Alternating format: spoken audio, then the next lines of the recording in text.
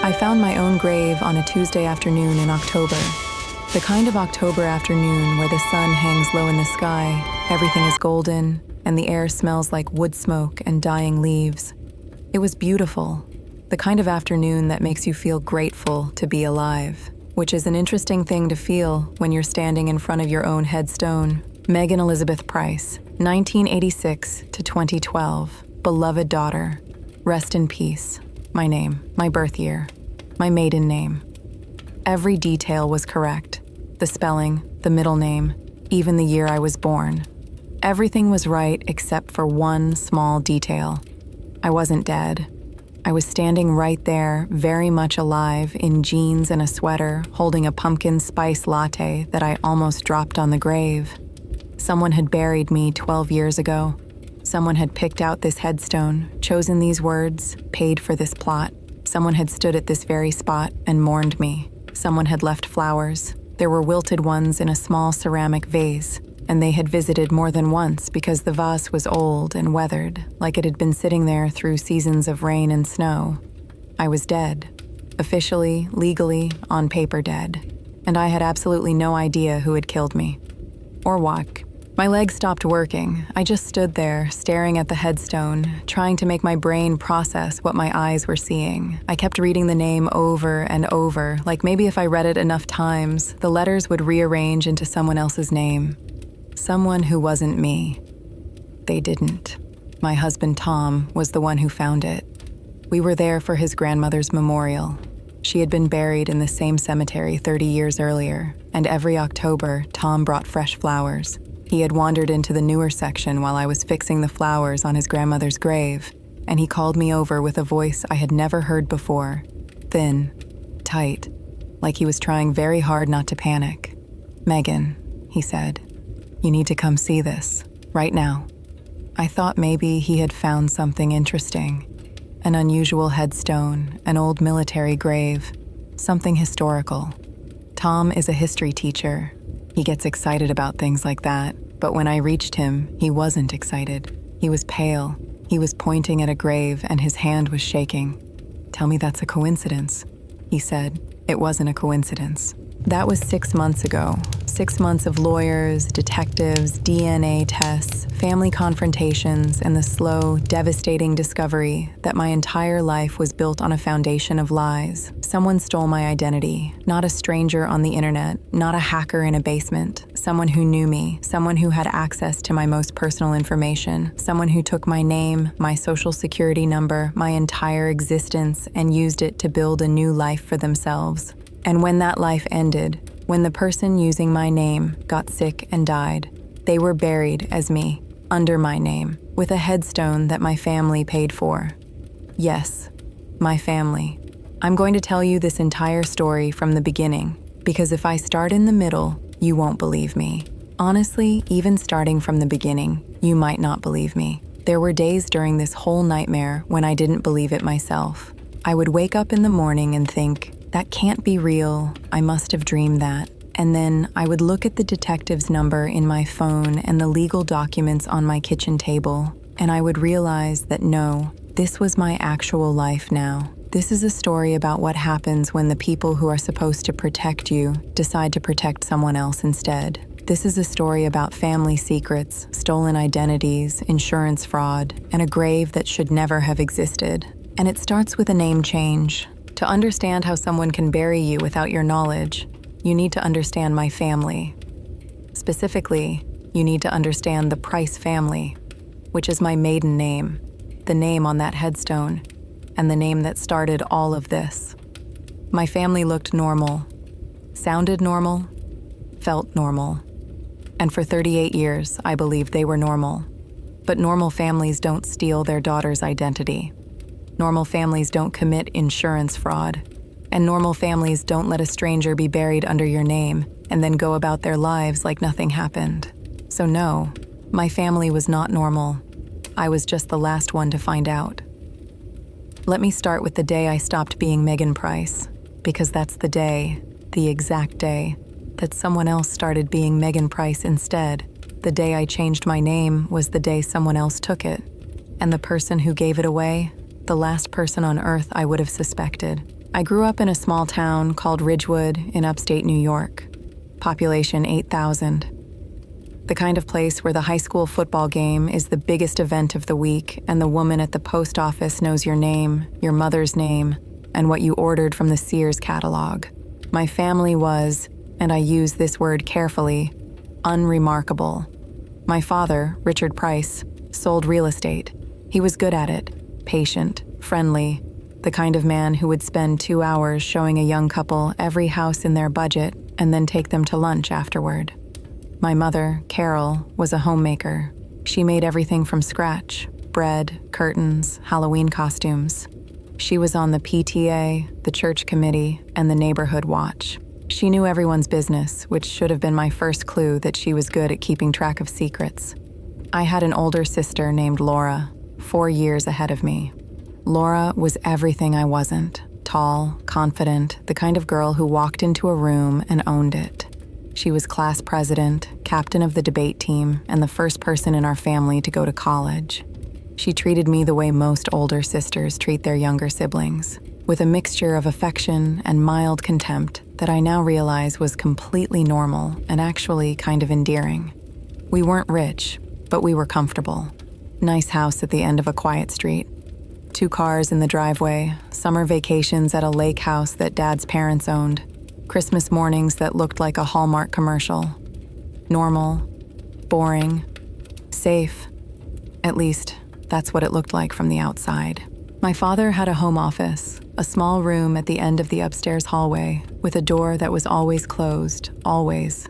Even when he wasn't in there, the door was shut and, I would later discover, locked. "That's Daddy's workspace," my mother would say whenever Laura or I got too close. "We don't go in there." When I was little, I accepted this the way children accept everything, without question. Daddy's workspace. Off limits. Just the way things were, like gravity or bedtime. But as I got older, I started to notice things. The phone calls Dad would take in that room, late at night, speaking in a voice so low I couldn't hear the words. The way he would come out of that office looking tired. Not physically tired, but emotionally tired, like he had been carrying something heavy. The envelopes that arrived with no return address that went straight into that room and never came out. And I noticed my parents' marriage, or rather the absence of it. They functioned as a unit. They cooked dinner together, drove us to school in shifts, attended parent-teacher conferences side by side. But there was no spark between them. No romance, no lingering looks across the dinner table, no spontaneous laughter, no slow dances in the kitchen. They were partners in the business of raising a family. Nothing more, nothing less. I thought that was just what marriage looked like after 20 years. I thought the fire went out in every marriage eventually, but the fire hadn't gone out. It had been smothered by a secret that both of them were keeping, a secret that lived in that locked office and would eventually consume all of us. I left Ridgewood at 18 for college and never really went back. I studied veterinary medicine because I had always loved animals, the quiet honesty of them, the way a dog loves you without conditions or hidden agendas. Animals don't lie to you. Animals don't keep secrets. I found comfort in that. At 24, I met Tom Carter at a friend's barbecue. He was a high school history teacher with kind eyes, a terrible beard that I made him shave off within a month, and the most genuine laugh I had ever heard. He laughed with his whole body, head back, shoulders shaking, completely unself-conscious. I fell in love with that laugh before I fell in love with him. We got married when I was 26. Small ceremony, garden wedding, just family and close friends. I wore a simple dress that I found at a sample sale for $300, and Tom cried when he saw me walk down the aisle. Not a single tear either. Full, unashamed crying. My father clapped him on the shoulder afterward and said, "Welcome to the family, son." And Tom said, "Thank you, sir. I promise I'll take care of her." When I married Tom, I became Megan Carter. I went to the Social Security office, the DMV, the bank, the passport office. I changed my name everywhere. Megan Price was retired, filed away, done, and I felt good about it. Leaving Megan Price behind felt like leaving Ridgewood behind. A clean break, a fresh start, a new chapter. I didn't know that by setting that name aside, I was leaving the door wide open for someone else to pick it up. 3 months after my wedding, while I was setting up my new life as Megan Carter, decorating our first apartment, starting my veterinary residency, learning how to cook something other than ramen, someone else was setting up a life as Megan Price. They applied for a credit card using my maiden name and social security number. The credit card company approved it because the name and number matched. Why wouldn't they? Everything checked out. Megan Elizabeth Price, born 1986, valid social security number, no criminal record, clean as a whistle. 6 months after that, Megan Price rented an apartment in a town called Millbrook, 200 miles south of Ridgewood. She opened a checking account. She registered a car, a used Honda Civic. She applied for a job as a receptionist at a family medical clinic and got it. She signed a lease, set up utilities, got a library card. Within a year, this person had built an entire life using my name. She had a driver's license with her own face, but my information. She had credit, an address, a job, a social circle. She was Megan Price in every way that mattered, legally, financially, socially, and I had absolutely no idea. Why would I? I was Megan Carter now. I wasn't monitoring the credit history of a name I no longer used. I wasn't checking whether someone had opened accounts with a social security number I associated with a previous version of myself. I was busy being a newlywed, building a veterinary career, living my life, while 200 miles away, someone else was living mine.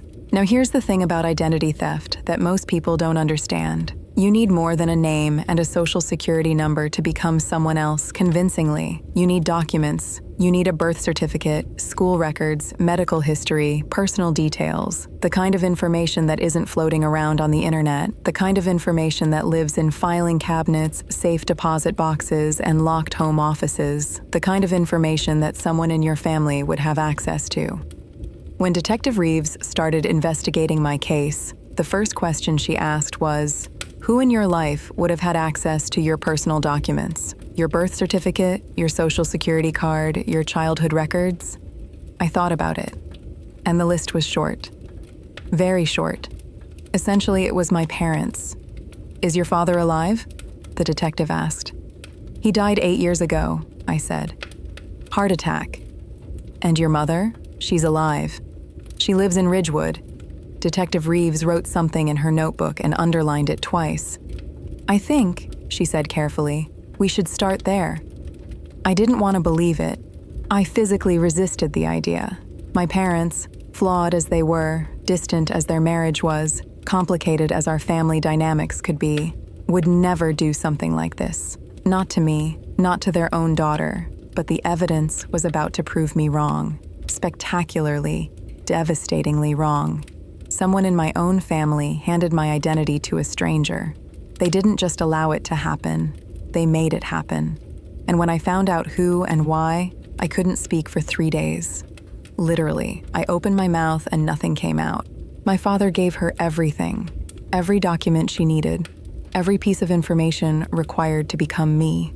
Richard Price, my dad, my softball coach, the man who taught me to ride a bike with training wheels, who cheered louder than anyone at my veterinary school graduation, who walked me down the aisle at my wedding, sat across from a stranger in a diner, and handed her a manila envelope containing my birth certificate, my social security card, my childhood medical records, my school transcripts, and a handwritten list of personal details. My mother's maiden name, my childhood address, the name of my first pet, every security question, every identity verification, every piece of the puzzle she would need to become Megan Elizabeth Price. My own father sold my identity, and I need you to sit with that for a moment because I've been sitting with it for 6 months, and it still makes me feel like the ground is dissolving under my feet. The woman he gave it to was named Elaine Garner, and she wasn't a random stranger. She was someone my father had been hiding for over 30 years. Elaine Garner was 31 years old when she became me. She had spent the first 3 decades of her life in and out of trouble, foster homes as a child, petty crime as a teenager, fraud and forgery as an adult.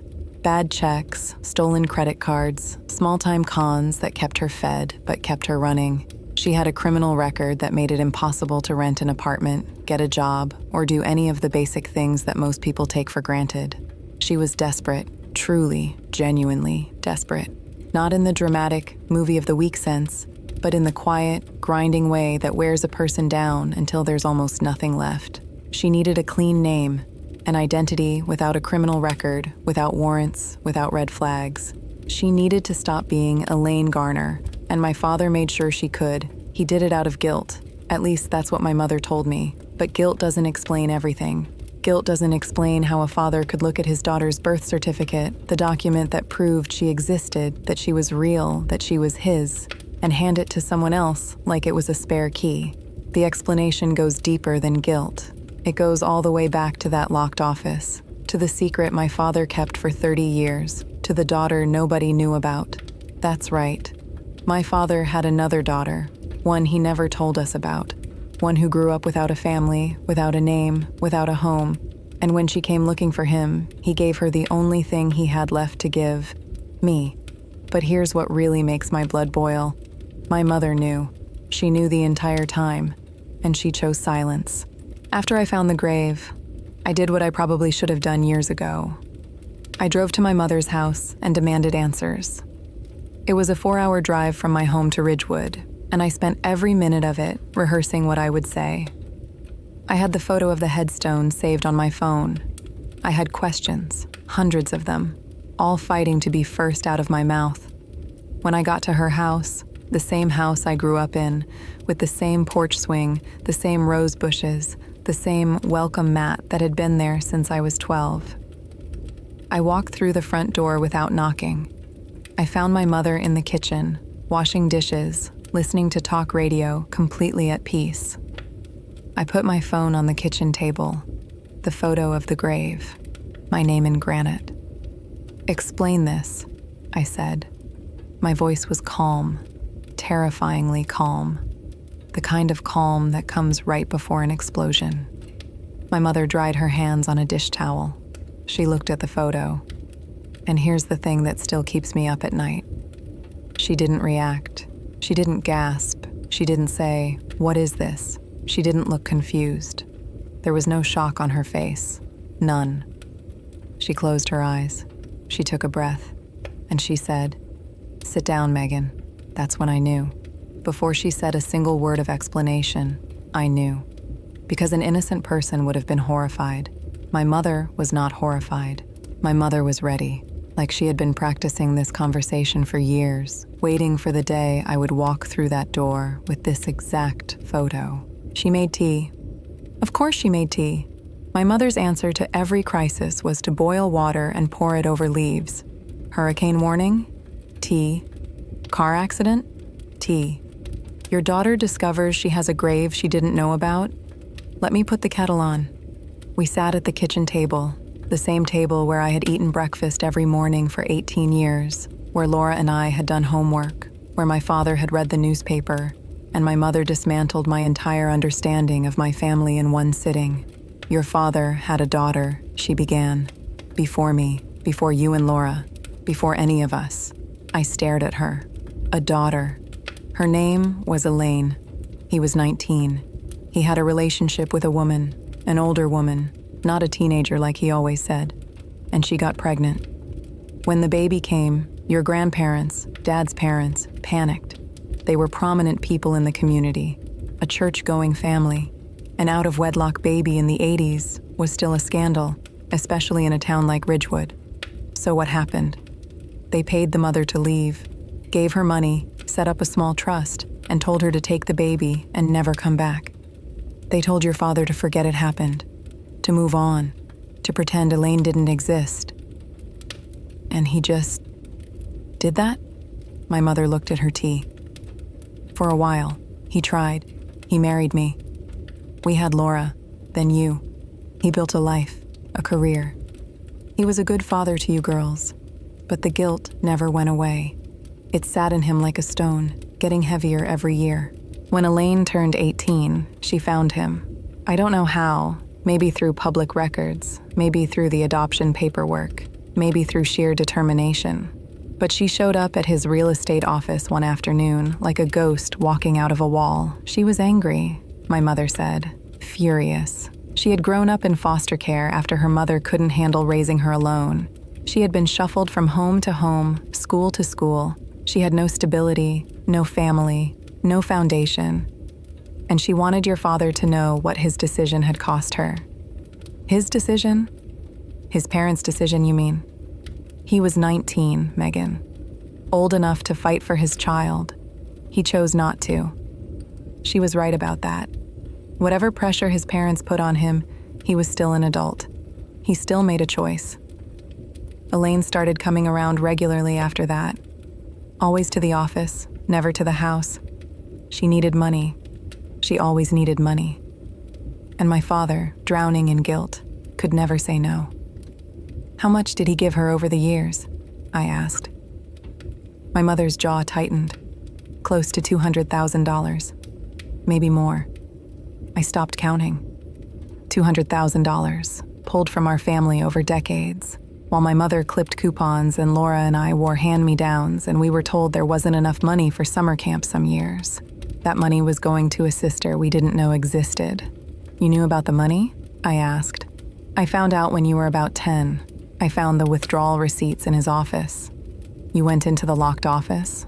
I picked the lock, she said simply, like it was nothing. Like she hadn't just admitted to knowing about this for 28 years and saying nothing. Why didn't you leave him? I asked. It was a different time, she said. I had 2 children, no career, no money of my own, because apparently a good chunk of our money was going to someone else. Where was I going to go? My parents were dead. I had no siblings. I was trapped. I wanted to feel sorry for her. Part of me did. But a bigger part of me was focused on the next question. The question that mattered more than anything. The identity. My identity. How did Elaine get my documents? My mother put down her tea. She looked at me, really looked at me, and I could see her weighing her options. Lie or truth? Partial truth or whole truth? She must have decided that the whole truth was the only thing left because what she said next came out flat and mechanical, like she was reading from a script she had memorized long ago. In 2012, Elaine came to your father in crisis. She had warrants, debt collectors. Her real name, Elaine Garner, was useless. Every background check, every credit inquiry, every job application would flag her criminal record. She couldn't rent an apartment, she couldn't open a bank account, she was essentially invisible. So she asked for a new identity. She asked your father for a clean name, a real name attached to a real person with no criminal history, someone who existed in the system but wasn't actively using the name. My mother paused. You had just gotten married. You were Megan Carter now. Your maiden name was sitting there like an empty house with the door unlocked. And Dad just gave it to her. He gave her your birth certificate, your social security card, your school records, everything she needed. He did it in one afternoon at a diner off the interstate while you were on your honeymoon in Vermont, while I was on my honeymoon. While Tom and I were hiking, drinking wine, making plans for our future, my father was handing my past to a stranger. Elaine became Megan Price. She moved to Millbrook, a town far enough from Ridgewood that nobody would recognize the name. And she did exactly what my father hoped she would do. She started over. She got a job at a family medical clinic. She was a good receptionist, warm, organized, the kind of person who remembered patients' names and asked about their kids. She rented a small apartment above a bookstore downtown. She adopted a cat named Biscuit. She started volunteering at the local animal shelter on Saturday mornings. By all accounts, she was a good citizen, quiet, kind, reliable. The neighbors liked her. The clinic staff adored her. She went to church on Sundays and brought homemade cookies to the bake sale. She was living the life she never had, a normal, boring, beautiful life. The kind of life that most people take for granted, but that Elaine had never been given the chance to build. The only problem was that none of it was real. Her name was mine. Her social security number was mine. Her entire legal existence was a fraud, propped up by stolen documents and a father's guilt. For 6 years, Elaine lived as me. For 6 years, she walked through the world wearing my name like a coat that almost fit. And for 6 years, nobody noticed. Not me, not the government, not the system. Nobody. In 2012, Elaine was diagnosed with pancreatic cancer, the same disease, by a cruel twist of fate that had killed my father 2 years earlier. Her decline was fast, 4 months from diagnosis to death. She spent her final weeks in a hospital in Millbrook, surrounded by coworkers and friends who knew her as Megan Price. People who genuinely loved her, people who held her hand and brought her flowers and read to her when she was too weak to hold a book. She died on a Wednesday morning in August. The death certificate listed her as Megan Elizabeth Price. Cause of death: pancreatic cancer. The clinic where she worked collected money for the funeral. Her friends organized the service. They bought a headstone, the one I found, and they buried her in the Millbrook Cemetery with a small, lovely ceremony that, by all accounts, was attended by about 30 people who truly mourned her. Beloved daughter, rest in peace. Those were the words they chose. Beloved daughter. Not beloved friend or beloved colleague. Daughter. Because to them, she was Megan Price. And somewhere, Megan Price had parents. They didn't know who those parents were, but they wanted to honor the family she must have had. They were honoring me. Without knowing it, my mother was informed of the death. She wouldn't tell me by whom. She claims she doesn't remember, which I don't believe for a second, but she knew Elaine had died, and she did nothing. She didn't contact the cemetery. She didn't correct the record. She didn't tell me that someone had been buried under my name. She let it go. For 12 years, she let my name sit on a headstone in a cemetery 200 miles away, and she never said a word. I sat in my mother's kitchen for 2 hours. When it was over, I stood up and walked to the door. "Megan, please," she said. "Your father was trying to help her. She was his daughter. She had nothing." I turned around. She was his daughter. I am his daughter. And he chose her. I was trying to protect this family. You were trying to protect yourself. There's a difference. I drove 4 hours home in complete silence. No music, no phone calls. Just me and the road and the slow, sickening realization that my family had been lying to me my entire life. But the grave was just the beginning.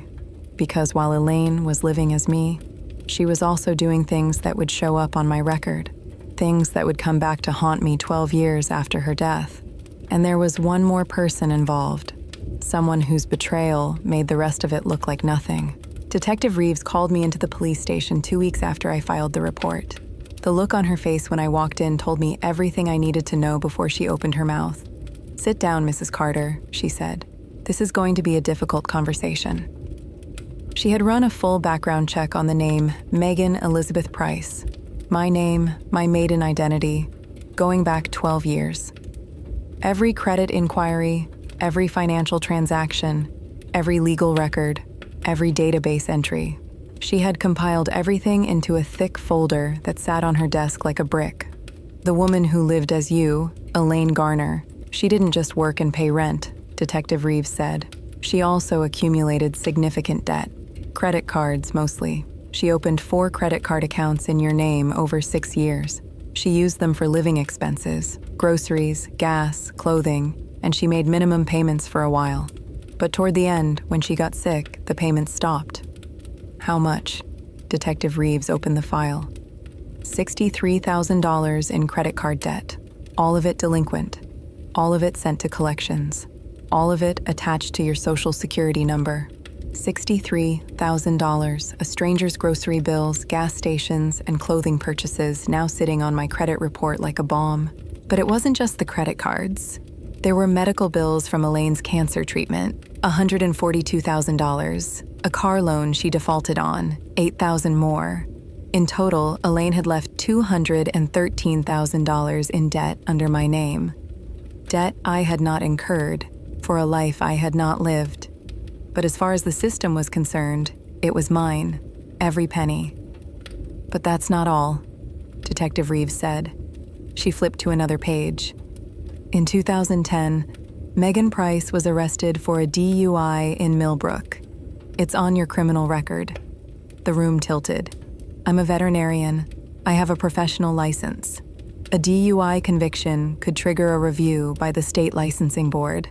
A review could end my career. A dead woman's drunk driving arrest from 12 years ago could cost me everything I had worked for. I drove home in a daze. Tom was waiting in the kitchen. He had made dinner, pasta, garlic bread, because that's what Tom does when he's worried. He feeds people. I told him everything: the debt, the DUI, the threat to my license. He was quiet for a long time. Then he pushed his plate aside, took my hands, and said, "We're going to fix this. Every penny, every record, every lie. And we're going to make sure the people who did this are held accountable." Tom, it's my family. I know. And that makes it worse, not better. That night, I lay in bed staring at the ceiling. By some miracle, the DUI and the debt had never surfaced during any of my background checks. It was a ticking time bomb sitting under my entire life for 12 years, and my family had known it was there. Here is what I need you to understand. Identity theft is devastating, but it's fixable. There are laws, systems, procedures. What is not fixable is the knowledge that the people who did this to me were my own family. My father chose his guilt over my safety. He looked at 2 daughters and decided the one he abandoned deserved more than the one he raised. He gave away my name like it was a library book he was returning, and my mother watched it happen. She knew for 12 years and chose silence, not because she thought it was right, but because confronting it would have been inconvenient. They sacrificed me, quietly, deliberately, without my knowledge or consent. They used me as currency to pay off a past my father never dealt with, and they never intended for me to find out. They planned to take this secret to their graves, and they almost did. I called Laura, my older sister, the girl who held my hand on the first day of school and cried at my wedding. "Did you know?" I asked. No greeting, no preamble. Silence. "Laura, did you know about Elaine?" "Megan, it's not that simple. Did you know?" "Yes, I knew." Something inside me broke, not cracked, broke. "Mom told me when Dad got sick," she said.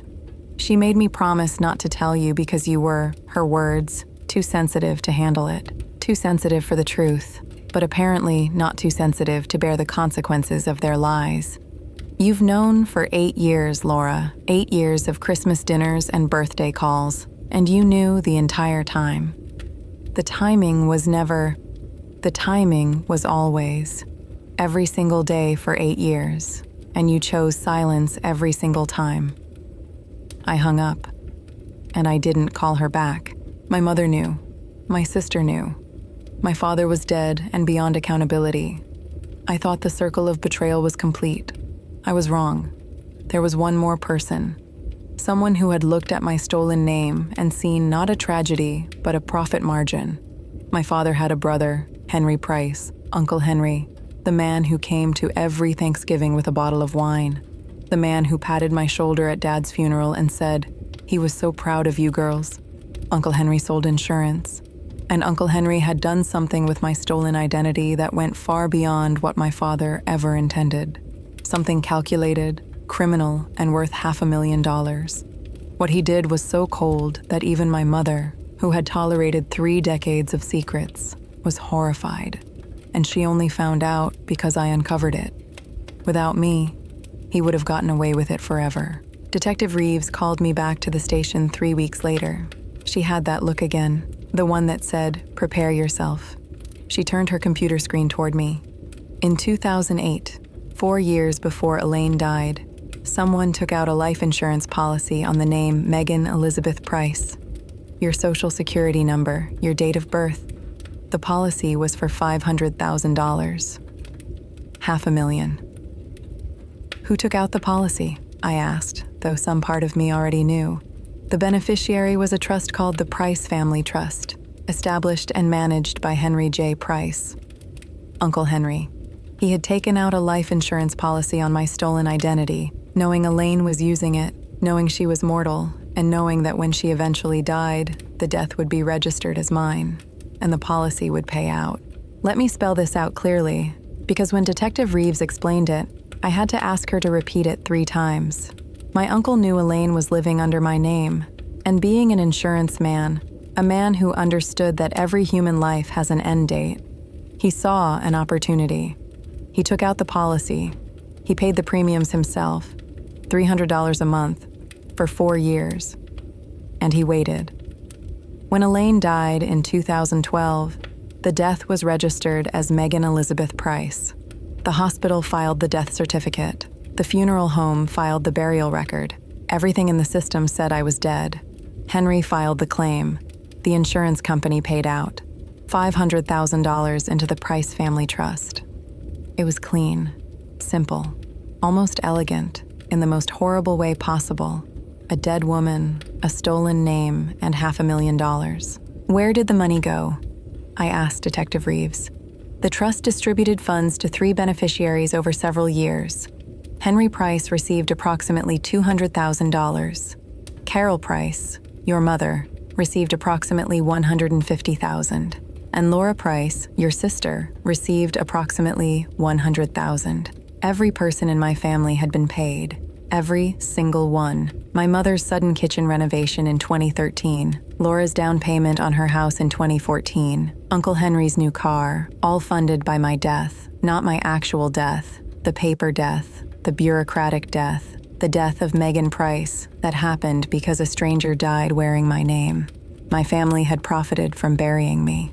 They had turned my stolen identity into a $500,000 payday and then sat across from me at holiday dinners and asked about my life with straight faces and clean consciences. This is insurance fraud, Detective Reeves said. Federal insurance fraud, and it's not just your uncle.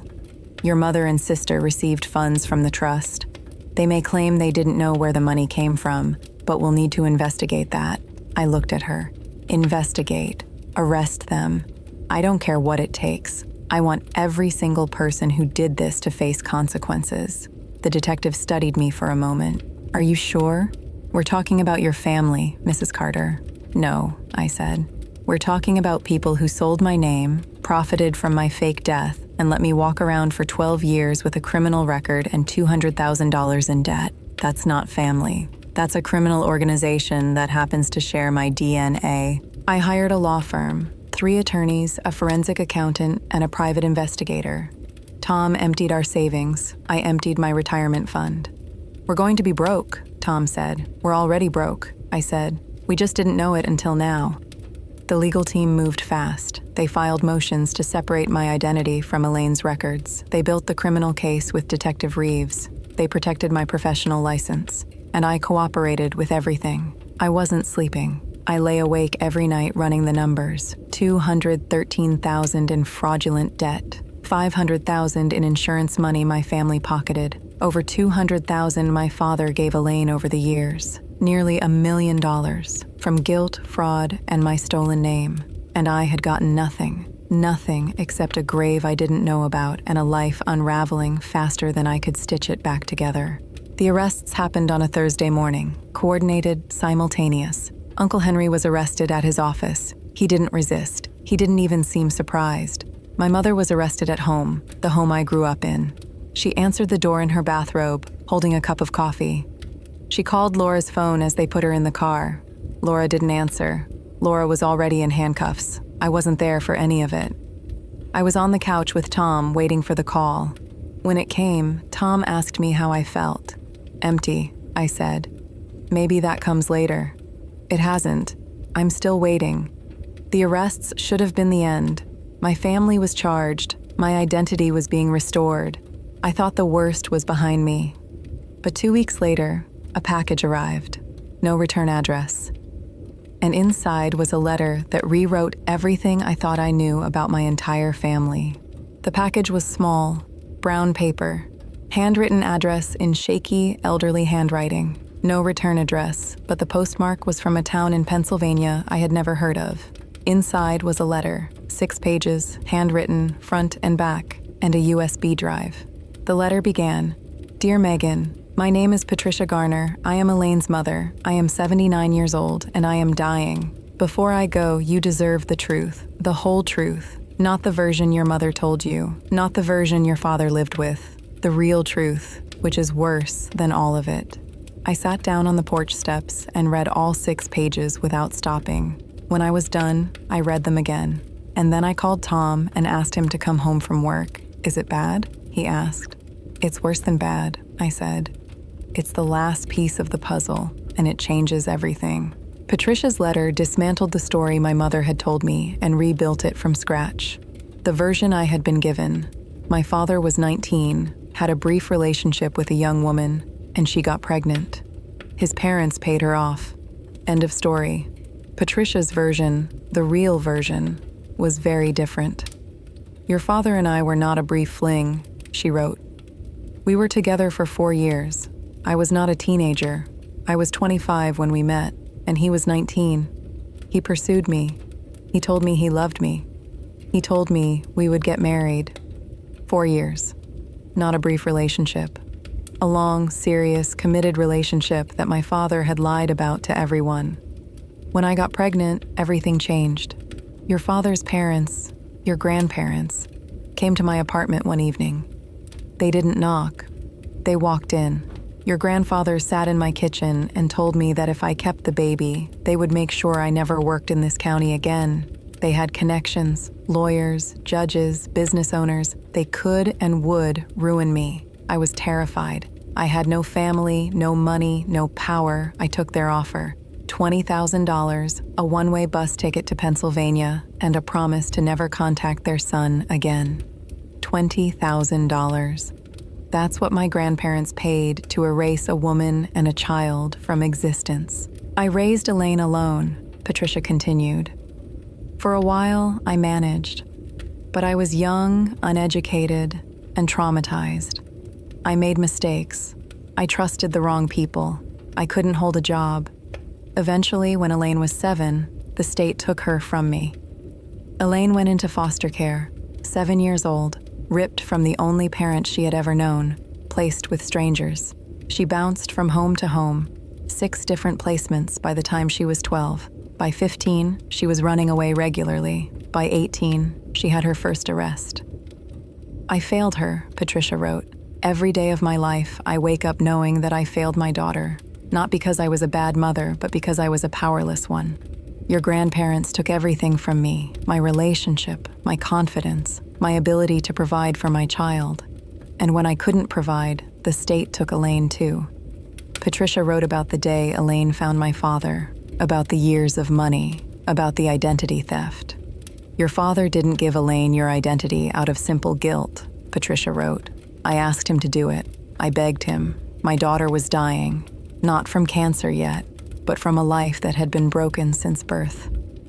She needed a fresh start, a name without a criminal record, a chance to be someone who hadn't been through what she had been through. I know it was wrong. I know it hurt you, but you had everything, Megan. A family, a career, a husband, a future. Elaine had nothing, and your name, your maiden name that you weren't even using anymore, was the only lifeline I could think of. The USB drive contained documents, emails, financial records, and one document that made me read it so many times the words stopped looking like English. A DNA test. Ordered by my father in 2005, Elaine and I shared a father that I already knew.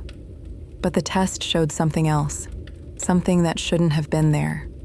We shared maternal family DNA. Patricia and Carol, my mother, are not cousins, as the family always claimed. They are half-sisters. Same mother, different fathers, raised as cousins to hide the scandal. My mother always knew. And when my father got Patricia pregnant, my mother didn't just find out later. She was there from the beginning. She knew about the relationship, knew about the pregnancy, and actively helped orchestrate the cover-up. Because she had already set her sights on my father herself. My mother helped erase her own sister's child so she could marry the man her sister loved.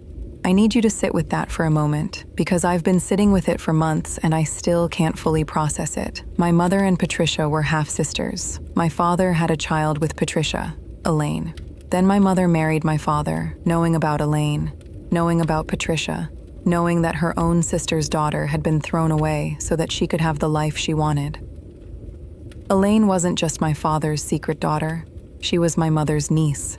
She was connected to our family from every direction. My father's bloodline, my mother's bloodline, a web of relationships so tangled that a DNA test could barely untangle them. And everyone knew. My father, my mother, my grandparents, Uncle Henry. They all knew. They had always known. The only people who didn't know were Laura, me, and Elaine herself. Elaine grew up in foster care thinking she had been abandoned by a father who didn't care. She never knew that her mother had a sister. She never knew that the family who threw her away was twice as large as she thought. She never knew she had sisters, real biological sisters, living a comfortable life 200 miles away, while she bounced from foster home to foster home. She stole my identity because she wanted to be part of a family. She didn't know that she already was one. I sat with Patricia's letter for days. Tom would find me staring at the wall, turning the pages like prayer beads. "What do you need?" he would ask. "I don't know," I would say. "How do you grieve someone you never met? How do you mourn a sister you didn't know existed?" Elaine's life was a tragedy. She was thrown away by the people who should have loved her, and she spent her entire life trying to find her way back. She stole my identity because it was the closest she could get to the family that rejected her. Being me was like wearing a coat that almost fit, almost warm enough, almost real enough. She was wrong to steal my name, and the world was wrong to put her in a position where she felt she had no other choice. She was my sister, and I never got to meet her. Patricia's letter ended with a request, something that 6 months ago I would have said was impossible. But now it felt like the only thing that made sense. Patricia asked me to fix the grave, to replace the headstone with Elaine's true name. She spent her whole life being someone she wasn't, Patricia wrote. In foster care, she was a case number. With your father, she was a secret. In Millbrook, she was Megan Price. She was never just Elaine. I want her to be Elaine now, even if it's only on a headstone. I drove to Millbrook and found Patricia in a hospice. A small, sharp-eyed woman with Elaine's cheekbones and my father's stubborn jaw. She told me about the real Elaine, the girl who loved horses, the woman who volunteered at animal shelters because she couldn't stand to see any living thing feel abandoned the way she had. I held Patricia's hand and made her a promise. Elaine Garner, her real name, so she can finally rest as herself. Patricia died 11 days later. I was there. I had the headstone replaced. The old stone was removed, and in its place, Elaine Marie Garner, 1981 to 2012. Finally known, finally home. I paid for it myself, for Elaine, for Patricia, for the family that should have existed, but never did. Uncle Henry got 4 years in federal prison. My mother got probation. Laura got the same. The debt was removed. The DUI was expunged. My license was never touched. I have not spoken to my mother or Laura since the sentencing. Forgiveness is a journey, and I haven't even found the trailhead yet. But I did something that surprises even me. I started volunteering at the animal shelter in Millbrook. The same shelter where Elaine volunteered, every Saturday, just like she did. She was so gentle with the scared ones, a volunteer told me, like she understood what they were going through. Of course she did. If this story teaches you anything, let it be this. Secrets are not protection. They are poison. They just delay the damage and increase the blast radius when the truth finally detonates. My family kept secrets for 40 years. One woman lost her identity. Another lost her life. All because a 19-year-old boy was told to pretend his daughter didn't exist, and he listened. If someone had told the truth at the beginning, none of this would have happened. Elaine could have just been herself. She could have been at Thanksgiving. She could have been at my wedding. She could have been there. But they chose silence. And silence is not golden. It's lead, heavy and toxic and eventually fatal. If you're keeping a family secret right now, please consider the cost, not to you, to them, because secrets don't expire. They just grow teeth.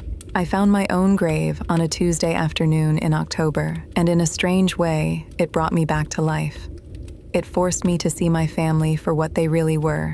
Not the warm, normal, safe unit I had always believed in, but a group of people who chose comfort over truth, silence over honesty, and self-preservation over love. It forced me to fight for my own identity, not just legally, the lawyers handled that, but personally, to decide who I am, separate from who my family told me to be, separate from the name on that headstone, separate from the lies and the fraud and the decades of secrets. I am Megan Carter. I am a veterinarian. I am a wife. I am a survivor. And every Saturday morning, I drive to Millbrook and put fresh flowers on a grave that finally has the right name on it. Rest in peace, Elaine. You deserved so much better. But at least now, after everything, you are finally, truly you.